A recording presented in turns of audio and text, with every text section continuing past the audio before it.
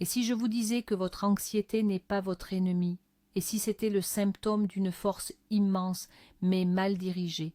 La plupart des hommes passent leur vie à essayer de faire taire cette anxiété. Ils la noient dans le travail, le divertissement, les distractions. Ils essaient de la gérer avec des techniques de surface. C'est une erreur fondamentale. C'est comme mettre un bandeau sur une blessure infectée. Aujourd'hui, nous n'allons pas mettre de bandeau. Nous allons extraire le poison à la source. Je vais vous révéler les 7 erreurs de pensée qui alimentent en permanence votre état d'anxiété. Ce ne sont pas des astuces psychologiques. C'est le système d'exploitation mentale des hommes qui ne se brise pas sous la pression. C'est une connaissance qui distingue ceux qui subissent le monde de ceux qui le façonnent.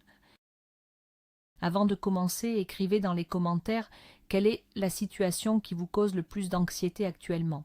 Soyez honnête, c'est la première étape. Le monde moderne est une machine à créer de l'anxiété. Notifications constantes, pression sociale, incertitude économique, injonctions contradictoires sur ce que signifie être un homme. Votre cerveau est bombardé d'informations, de menaces potentielles et d'attentes irréalistes. Face à ce chaos, votre système nerveux est en état d'alerte permanent. C'est un état de siège mental. Le problème, c'est que personne ne vous a donné le manuel d'utilisation de votre propre esprit. On vous a appris à accumuler des connaissances, à développer des compétences, mais pas à maîtriser l'outil le plus puissant que vous possédiez, votre perception. Vous avez appris à réagir, pas à répondre. L'anxiété est le résultat de cette absence de formation. C'est le bruit d'un moteur puissant qui tourne à vide. C'est l'énergie que vous pourriez utiliser pour construire, créer et conquérir, mais qui se retourne contre vous, créant des scénarios de peur et de doute. C'est cette tension que nous allons maintenant démanteler pièce par pièce. Première erreur, l'architecte du désastre. C'est la pensée catastrophique. C'est cette voix dans votre tête qui prend un petit problème, une simple incertitude, et en construit une cathédrale de peur. Votre patron vous envoie un email avec un simple « on doit parler ». L'esprit non entraîné imagine immédiatement le licenciement, puis la ruine financière, puis l'humiliation. En quelques secondes, il a écrit, produit et réalisé un film catastrophe dont il est le héros tragique. L'homme qui applique les principes stoïciens ne combat pas cette pensée. Il l'observe avec une distance froide, comme un scientifique. Il la questionne. Quelle est la pire chose qui puisse réellement arriver? Puis-je y survivre? Oui. Qu'est-ce qui est sous mon contrôle maintenant? Ma préparation pour cet entretien, ma dignité, ma réponse. Il sépare le fait, 10 mots sur un écran, de la fiction qu'il a créée. Cette distinction est le premier pilier de la force. Cesser d'être le scénariste de son propre malheur. Deuxième erreur, le lecteur de pensée. C'est la conviction arrogante que vous savez ce que les autres pensent de vous. Vous marchez dans une pièce et quelqu'un baisse les yeux. L'esprit anxieux conclut « il me méprise » ou « j'ai dit quelque chose de stupide ». Vous basez votre état émotionnel sur une pure spéculation. C'est donner le contrôle de votre paix intérieure à des fantômes. Le stoïcien moderne comprend un principe fondamental. L'esprit des autres est une forteresse impénétrable. Tenter de le deviner est une perte totale d'énergie. Leur opinion, qu'elle soit bonne ou mauvaise, est un événement externe. Elle ne vous appartient pas. L'homme fort se concentre sur ses propres intentions, ses propres actions, sa propre intégrité.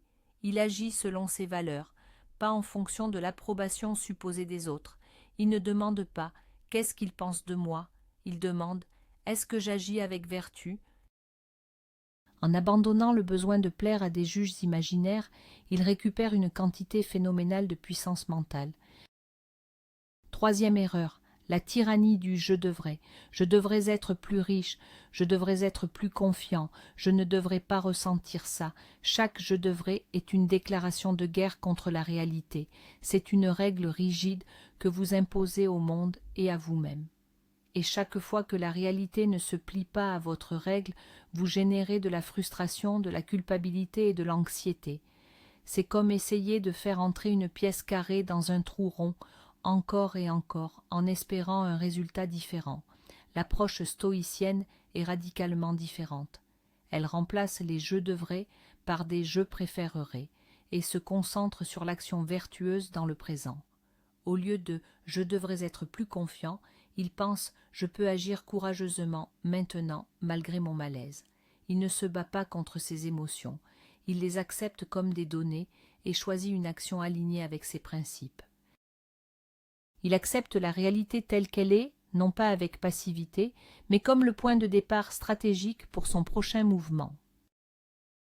Quatrième erreur, le raisonnement émotionnel, c'est la croyance que ce que vous ressentez est une preuve de la réalité. Je me sens anxieux, donc il doit y avoir un danger. Je me sens comme un imposteur, donc je dois en être un. C'est laisser la partie la plus primitive et la plus irrationnelle de votre cerveau dicter votre perception du monde. Vos émotions sont des réactions chimiques, des échos de votre passé, des habitudes. Elles ne sont pas un GPS fiable pour la vérité. L'homme intellectuellement supérieur apprend à traiter ses émotions comme des informations, pas comme des ordres. Il ressent la peur et dit « intéressant, mon corps réagit, maintenant analysons les faits ». Il ressent le doute et pense « ceci est le signal que je sors de ma zone de confort ». C'est une bonne chose. Il crée un espace entre le stimulus, l'émotion, et sa réponse. Dans cet espace réside sa liberté et son pouvoir. Il ne dit jamais « je suis anxieux ». Il dit « je ressens de l'anxiété ». Cette subtile différence de langage est le signe d'un esprit qui est maître de lui-même. Cinquième erreur, la dépendance à la validation externe. C'est l'un des poisons les plus répandus de notre époque. Basez votre valeur sur des facteurs externes et incontrôlables, le nombre de likes, l'approbation de votre patron, l'admiration d'une femme, le statut social, c'est construire sa maison sur du sable. Dès que le vent tourne, tout s'effondre. Cette dépendance crée un état d'anxiété constant, car vous êtes en permanence en train de performer pour un public. Vous n'êtes jamais vraiment vous-même. Le stoïcisme offre l'antidote le plus puissant, la valeur interne.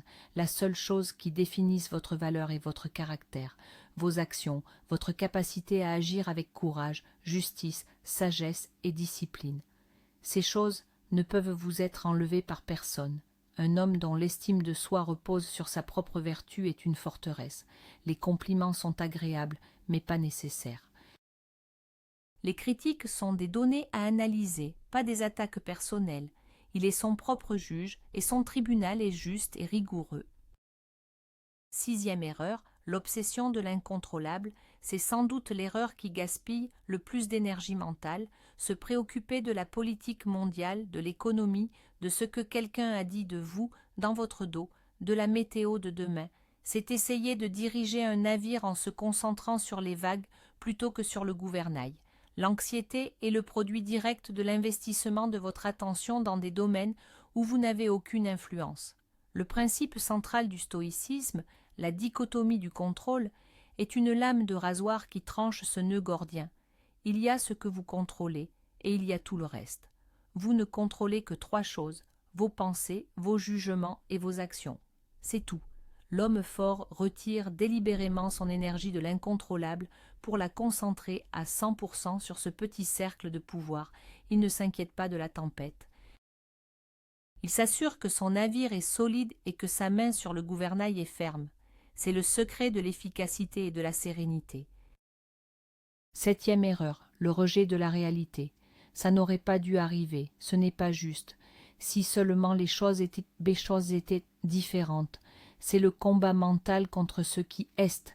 C'est une guerre que vous êtes certain de perdre à chaque fois et qui ne produit rien d'autre que de la souffrance et de l'amertume. Chaque seconde passée à se lamenter sur le passé ou à souhaiter un présent différent est une seconde volée à la construction de votre futur.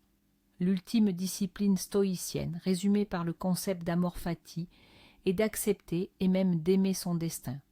Pas par résignation, mais par pragmatisme radical. Ce qui est arrivé, c'est maintenant une donnée, un fait. La seule question qui compte est, à partir de cette nouvelle réalité, quelle est l'action la plus vertueuse, la plus stratégique, la plus puissante que je puisse entreprendre. Cet état d'esprit transforme chaque obstacle en opportunité, chaque échec en leçon, chaque crise en test de caractère. C'est le passage de la plainte à la puissance pure.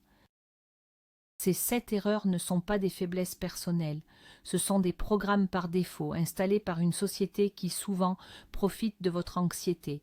Les identifier et les démanteler, ce n'est pas devenir un robot insensible, c'est devenir un homme libre, c'est récupérer les rênes de votre propre esprit, le grand secret, celui que seuls les esprits les plus disciplinés finissent par intégrer, est le suivant. Votre pouvoir ne réside pas dans l'absence d'émotions négatives, mais dans votre capacité à choisir vos pensées face à ces émotions. Le contrôle que vous cherchez ne se trouve pas dans un meilleur travail, plus d'argent ou l'approbation des autres. Il est et a toujours été à l'intérieur de vous. Ressentez cette vérité. La prochaine fois que l'anxiété frappera à la porte, vous ne serez plus la victime qui subit, vous serez le gardien qui décide de la laisser entrer ou non. Merci d'avoir investi votre temps dans une connaissance qui construit et non qui distrait. Si cette analyse a résonné en vous, abonnez-vous pour rejoindre le cercle de ceux qui choisissent la force plutôt que le confort.